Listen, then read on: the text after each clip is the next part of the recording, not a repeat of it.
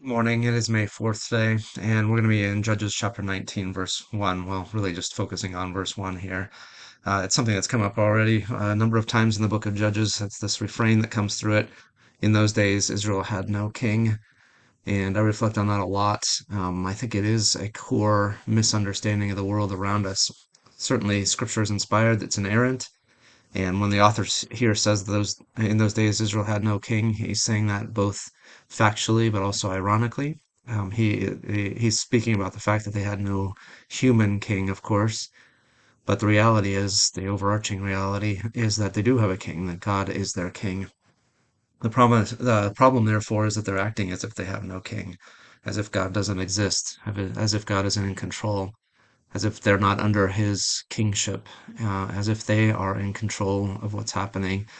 And we see what's going on here, that when no one is when no one is in control, there is chaos. When they don't recognize that Jesus is in control, that God is in control, it is chaos. And that's what it is in all of reality, from the very smallest aspects of our lives. Individually, if we don't realize that God is in control, that he is king over us, then there is no hope for order, peace, completeness, wholeness, shalom in our life.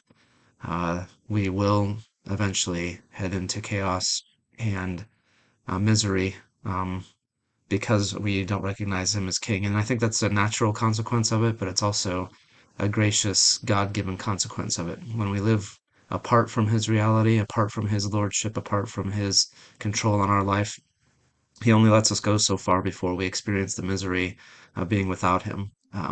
He is life. He is the one who is in control. And when we fail to recognize that, we put ourselves in a miserable situation. So God often will allow our circumstances to degrade to the point where we will realize our need for a king. We will realize we are not in control and that we need somebody else, that we are dependent. And then we are in a position where we can receive his grace and understand our need for him. And that's what's happening here in Judges. There's a downward spiral that happens. It looks like a cycle, sort of from the outside, but really it's a downward spiral. It's not just going in circles, but it's actually going backwards and going deeper into debt and into chaos and into misery, into death, actually. So the first step in recognizing and actually overcoming this terrible cycle is to realize that God is king and submitting to him. um, so that's the thought for today from Judges, and it does get really ugly in this chapter as we understand that they're acting as if there is no king.